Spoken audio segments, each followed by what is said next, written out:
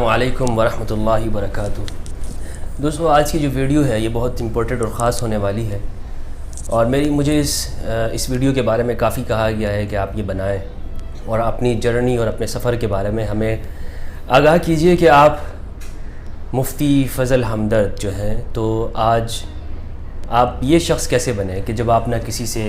نفرت کی بات کرتے ہیں، نہ لڑائی کی بات کرتے ہیں، نہ کسی فرقے کے خلاف ہیں، نہ کسی کو کافر بولتے ہیں،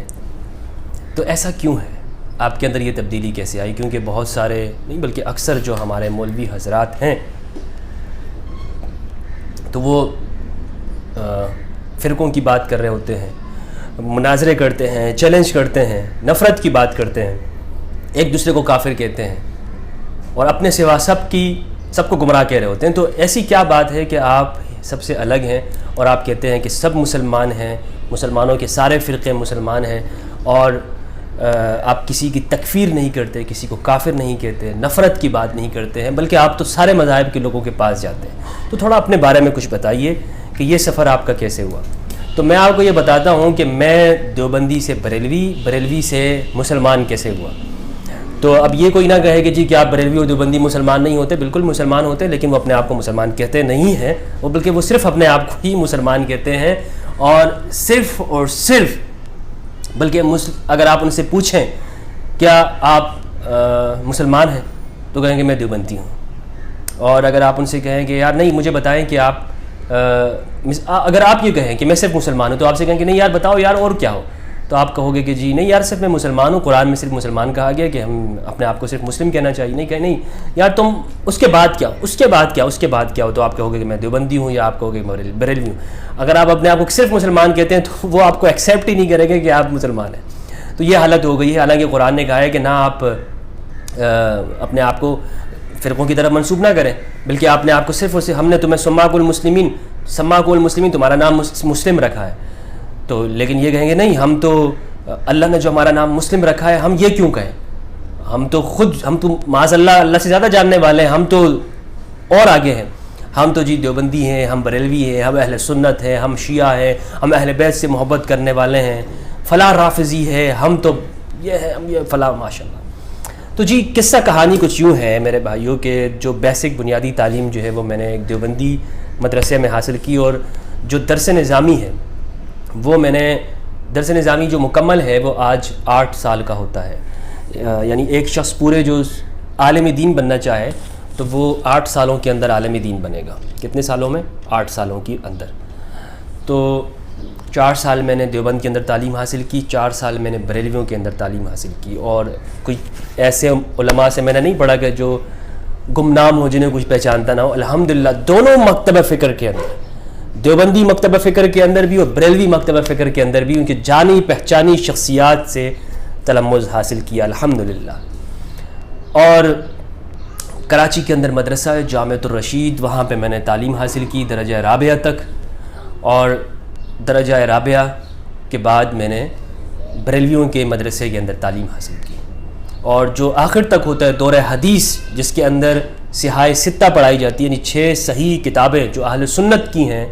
وہ میں نے بریلوی مکتب کے اندر تعلیم حاصل کی۔ لیکن یہ میں آپ کو بتاتا چلوں کہ جو بخاری ہوتی ہے جو سب سے اہم ہے، جو دیوبندیوں میں بھی اہم ہے اور بریلویوں کے اندر بھی اہم ہے، دونوں میں پڑھائی جاتی ہے، اور تقریباً ساری کی ساری کتابیں دونوں میں ایک ہیں، کوئی ایک کتاب بھی ایکسٹرا نہیں پڑھائی جاتی، نہ دیوبندیوں کے اندر ایکسٹرا پڑھائی جاتی ہے نہ بریلویوں کے اندر ایکسٹرا پڑھائی جاتی ہے پورے 8 سالوں کے اندر۔ لیکن اس کے باوجود بھی دونوں ایک دوسرے کو مسلمان نہیں ایکسیپٹ کرتے، دونوں کہتے ہیں نہیں جو ہمارے بابا ہیں وہ صحیح ہیں، دوسرے کہتے ہیں نہیں جو ہمارے والے ہیں وہی ٹھیک ہے۔ اچھا، تو میں آپ کو بتاؤں کہ جو اہل سنت جو بریلوی ہیں ان کے بھی علامہ غلام رسول سعیدی حافظ رحمہ اللہ قدس سرہ، مفسر قرآن، شیخ الحدیث، میرے استاد محترم، کہ جن کی فکر نے میرے اندر تبدیلی پیدا کی، جن کی قرآن سے محبت اور عشق اور لگاؤ نے حدیث کے ساتھ انہوں نے میرے اندر تبدیلی پیدا کی کہ میں اپنے آپ کو کوئی خاص مسلک کا نمائندہ نہیں کہتا۔ تو ان سے میں نے درس حدیث حاصل کیا، حدیث کی اجازت حاصل کی کہ میں حدیث پڑھ سکتا ہوں، پڑھا سکتا ہوں۔ تو دونوں مکتبہ فکر کے چوٹی کے علماء سے الحمدللہ تعلیم حاصل کی۔ جامعۃ الرشید کوئی معمولی درجے کا نہیں ہے، پاکستان کے اندر ایک بہت بڑا نام ہے دیوبند مکتب فکر کا۔ تو ہوا یہ کہ جناب جب ہم دیوبند مکتب فکر کے اندر، آپ کو معلوم بھی ہے کہ پاکستان میں جو مدارس ہیں فرقواریت سکھائی جاتی ہے، پڑھائی جاتی ہے، تو بنیادی طور پر ہمارے جو ہمارا جو خاندان ہے وہ بریلوی فکر کا ہے۔ ہمارے والد محترم ایک بریلوی عالم دین ہے، اور خاندان کی اکثریت، بعد میں سے کچھ دیوبندی ہوئی، لیکن اکثریت ہماری جو بڑے بزرگ ہیں وہ بریلوی اکثریت ہماری ہے۔ اور سوات بٹگرام کے اندر بہت بڑے بڑے اللہ کے جو ولی گزرے ہیں، بنیر کے اندر، سوات کے اندر،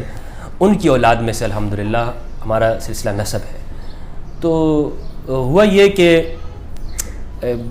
کچھ اس طرح جب ہم دیوبند میں تعلیم حاصل کر رہے تھے تو اس ٹائم پہ کچھ جہاد کے بڑے اثرات تھے، 2002 2003 2004 کے جہاد کے بڑا ایک پاکستان کے اندر مچا ہوا تھا کہ جہاد ہونا چاہیے اور یا نہیں۔ تو انہی دنوں کی بات ہے کہ ہمارے والد نے ہمیں دیوبند سے نکال کر بریلویوں میں ڈال دیا، ٹھیک ہے۔ تو یہاں سے تو ہم یوں سمجھے کہ ہمیں کچھ خاص زیادہ پتہ نہیں تھا، بس ہاں جو ایک دیوبندی کو جو چیزیں بتائی جاتی ہیں کہ آپ نے یا رسول اللہ نہیں کہنا، آپ نے مزارات پہ جانا شرک ہے، یا یہ ہے کہ یا رسول اللہ کہنا شرک ہے، مردے نہیں سنتے ہیں، یہ چیزیں۔ باقی جو حیات النبی کا مسئلہ ہے کہ حضور علیہ الصلوۃ والسلام حیات ہیں یا نہیں ہیں، یہ خود دیوبند کے اندر بھی مختلف ہی ہے، یعنی اس میں اختلاف ہے، جو ان میں ایک طبقہ کہتا ہے کہ ہے، ایک طبقہ کہتا ہے کہ نہیں ہے۔ جامعۃ الرشید کے اندر اکثریت ان کی تھی کہ جو کہتی کہ ہاں حیات النبی کے ماننے والے ہیں۔ تو بہرحال ہم جب وہاں سے ادھر گئے تو یہاں پہ تو ہم نے یہ سنا تھا کہ بریلوی مشرک ہیں، بریلوی ایسے ہیں، یہاں پر آئے تو بالکل الٹ ہو گیا۔ اچھا، لیکن جب ہم مدرسے میں داخل ہوئے تو ہم سے یہ کہا گیا کہ آپ اچھا مدرسہ بھی ماشاءاللہ کوئی ایسا نہیں کہ بریلویوں کا کوئی چھپا ہوا مدرسہ ہو، کوئی چھوٹا موٹا ہو، امجدیہ نہیں بلکہ دارالعلوم نعیمیہ۔ مفتی منیب الرحمان صاحب ہمارے استاد گرامی، اور پہلی ملاقات ہماری مفتی صاحب سے ہوئی تو مفتی صاحب نے کہا اچھا تو آپ وہاں سے آئے ہیں، اچھی بات ہے، انہوں نے بڑا اور مدرسے میں داخلہ دے دیا۔ لیکن یہ بات ہے کہ دیوبندیوں کا جو بورڈ ہے جو امتحانات کا، وہ وفاق المدارس کہلاتا ہے، اور بریلویوں کا جو ہے وہ تنظیم المدارس کہلاتا ہے، اس میں الگ الگ ہے، بورڈ الگ ہے۔ تو انہوں نے کہا کہ آپ اگر تنظیم المدارس کا امتحان دینا چاہتے ہیں تو آپ کو چند چیزیں لکھنی ہوگی، ان میں سے یہ کہ دیوبندیوں کے کچھ عقائد ہیں میں ان کو نہیں مانتا ہوں، اور یہ، اور ہم نے لکھ کے ان کو دے دیا۔ ہمیں مدرسے میں داخلہ مل گیا، اور پھر ہم نے یہ دیکھا کہ وہاں پر اب چونکہ جو ماحول ہوتا ہے کچھ ایسا ہمیں ملا کہ جو استاذ تھے وہ دیوبندیوں کے خلاف تعلیم دیتے تھے، ہم وہاں سے آئے تھے، لیکن کتابیں چینج نہیں ہوئی۔ میں نے ان سے پوچھا کہ کتابیں نصاب سلیبس، تو انہوں نے کہا کہ نہیں یہی رہے گا۔ آپ کے پاس کون کون سی کتابیں؟ میں نے کہا یہ ہمارے پاس یہ شرح وقایہ ہے، یہ ہمارے پاس شرح جامی ہے نحو کے اندر، یہ کتابیں ہیں کچھ یہ۔ تو انہوں نے کہا نہیں ساری ہمارے یہاں بھی یہی پڑھائی جاتی ہیں، اور آپ کو کتابیں بدلنے کی ضرورت نہیں ہے، یعنی کتابیں ساری ایک ہے۔ تو پھر میں جب درس میں بیٹھنے لگا، حدیث کا جب درس ہوتا تھا تو اس میں حدیث وہی ہے، مثال کے طور پر ایمان سے متعلق بات ہے تو جو ہم نے وہاں پہ پڑھی ہے وہ حدیث یہاں پر بھی ہے، الگ نہیں ہے۔ جو آیت قرآن کی وہاں پہ پڑھی جا رہی تھی وہ یہاں پر بھی ہے، لیکن اس کا جو مفہوم تھا ایک ہی لفظ سے حضور کا علم غیب ثابت ہو رہا تھا، وہاں حضور کے علم غیب کی نفی ہو رہی تھی، یہاں پہ حضور کے لیے حاضر ناظر ثابت کیا جا رہا تھا، وہاں پہ۔ تو اس چیز میں ہم جب 4 سال ہم پڑھتے رہے تو کچھ کافی کنفیوژن، یہ ہم کیا کریں بھائی، یہاں پر تو جس چیز کو شرک کہا جا رہا ہے، جس چیز کو ایمان کہا جا رہا ہے، وہاں پہ شرک کہا جاتا تھا، تو ہم کیا کریں۔ اسی میں الحمدللہ جب ہمیں استاد غلام رسول سعیدی رحمہ اللہ کی تربیت ملی اور سرپرستی ملی، تو الحمدللہ کافی بریلویت کے اثرات ہمارے اندر سے نکل گئے، کیونکہ غلام رسول سعیدی رحمہ اللہ کے اندر خود بھی وہ ایک یوں سمجھیے کہ سلفیت سے بریلوی ہوئے تھے، تو ان میں ایک اعتدال تھا، یعنی سلفیت کا غلو وہ چھوڑ دیا تھا، اور بریلویت کا ایک وہ غلو ان میں نہیں تھا، تو ان میں ایک اعتدال تھا، اور وہ اعتدال ہمارے اندر آ گیا کہ ہم حدیث کو اپنے سامنے رکھیں کہ جی حدیثیں ہیں، اور کسی مسلمان کی تکفیر نہ کریں، کسی کو کافر نہ کہیں، اور آپ دیکھیں کہ حضرت استاد محترم نے امام غلام رسول سعیدی رحمہ اللہ نے اپنی پوری تفاسیر کے اندر، پورے فتاووں کے اندر تکفیر نہیں کی ہے، صحابہ کرام کے احترام کے ساتھ، اہل بیت علیہ السلام، فقہاء، تابعین، جو اہل سنت کا ایک مسلک اور منہج ہے اس کو ساتھ لے کر چلتے ہوئے فقہاء کے وہ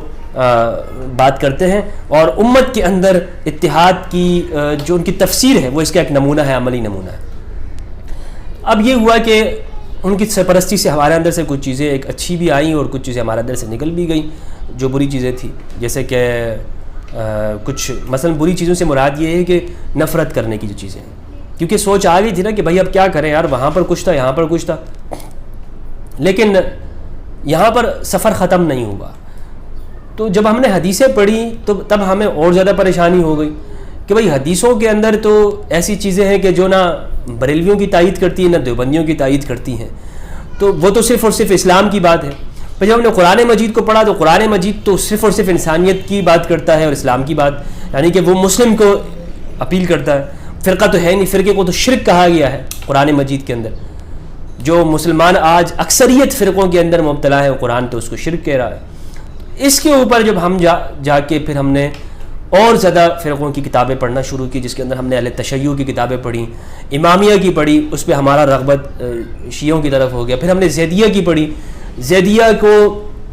زیدیہ وہ روافض اور شیعوں کے درمیان میں ایک بڑا اعتدال ہے، بلکہ یوں کہیں کہ اہل سنت سے بھی زیادہ معتدل ہیں زیدیہ، تو یہ بے جا نہ ہوگا۔ زیدیہ اس وقت پوری ملت اسلامیہ کے اندر وہ بڑا ہی معتدل طبقہ ہے، ائمہ کو ماننے والے ہیں، صحابہ کرام، خلفائے راشدین، خصوصاً شیخین کریمین رضوان اللہ علیہم کی بڑی عزت کرتے ہیں، احترام کرتے ہیں، اور پھر آگے حضرت عثمان غنی رضی اللہ تعالیٰ عنہ، پھر مولا علی، حضرت علی رضی اللہ تعالیٰ عنہ کا بڑا احترام، تو ان کے اندر کسی بھی قسم کا تشدد اور منہج کا نہیں ہے۔ تو زیدیہ کے فکر کا بھی مطالعہ کیا، امامیہ کا بھی مطالعہ کیا، دیگر فرقوں کا بھی، تو ہمیں یہ معلوم ہوا کہ یہ ساری جو چیزیں یہ جو یہاں پر چل رہی ہیں بابا، یہ اسلام کے ساتھ انہوں نے کیا بنا دیا ہے۔ اسلام تو آج سے قرآن مجید بار بار اس چیز کا مطالبہ کر رہا ہے کہ آپ فرقے شرک ہیں، فرقے نہ بناؤ، ولا تکونوا کالذین اشرکوا، ان لوگوں کی طرف مت ہو جاؤ جنہوں نے شرک کیا، تم نے آگے فرقے بنا لیے۔ تو اب ہم نے پھر فیصلہ کر لیا کہ بھائی نہ ہم دیوبندی ہیں نہ ہم بریلوی ہیں، ہم صرف اور صرف مسلمان ہیں۔ قرآن نے نام رکھا ہوا سماکم المسلمین، اور ابراہیم نہ ہی یہودی تھے نہ نصرانی تھے، ابراہیم دین حنیف کے اوپر تھے، دین حنیف کی پیروی۔ آپ اہل اعلان کہیں کہ بھائی صرف میں مسلم ہوں، میرا کسی فرقے کے ساتھ اس کے ساتھ مذہبی اس کے ساتھ تعلق نہیں ہے، لیکن آپ کو یہ ایکسیپٹ نہیں کریں گے۔ اگر یہ کہتے ہیں نا کہ ہاں بھائی سارے مسلمان ہیں، دیوبندی بھی مسلمان ہیں، بریلوی، ان کی کتابوں آپ اٹھا کے دیکھ لیں، ایک دوسرے کے اوپر فتووں سے بھری پڑی ہیں، سب ایک دوسرے کو کافر کہتے ہیں۔ اگر میں آپ سے کہوں کہ اگر آپ یعنی قتل کے فتوے تک موجود ہیں تو غلط نہیں ہوگا، قتل تک کے فتوے،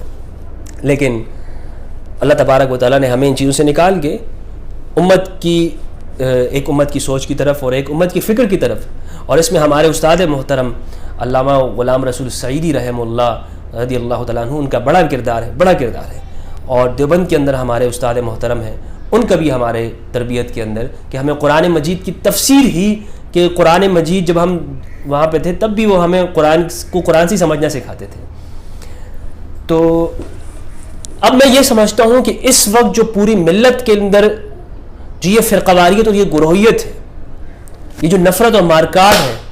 اسی نے مسلمانوں کو ذلت کے اندر مبتلا کیا، کہ ہم مدارس کے اندر ایک ہی قرآن کو سامنے رکھ کر ہم اس سے دوسرے فرقے اور دوسرے مسجد والوں کو ہم کافر قرار دے رہے ہوتے ہیں، بدعتی اور مشرک اور گستاخ کہہ رہے ہوتے ہیں، امت کا درس نہیں دیتے ہیں۔ تو پھر ہم یہ کیوں کہتے ہیں بیرون ممالک سے کوئی ہمیں مارنے کے لیے کوئی فلاں سے ہمارے خلاف سازش کر رہا ہے، ہمارے خلاف فلاں سازش کر رہا ہے، ہم خود سازش کر رہے ہیں۔ تو میری گزارش یہ ہے کہ ہم دین کو سمجھیں اور اسلام کی سوچ کے اوپر ہم اپنائیں۔ سب مسلمانوں کو اللہ تبارک و تعالیٰ وحدت نصیب کرے۔ السلام علیکم۔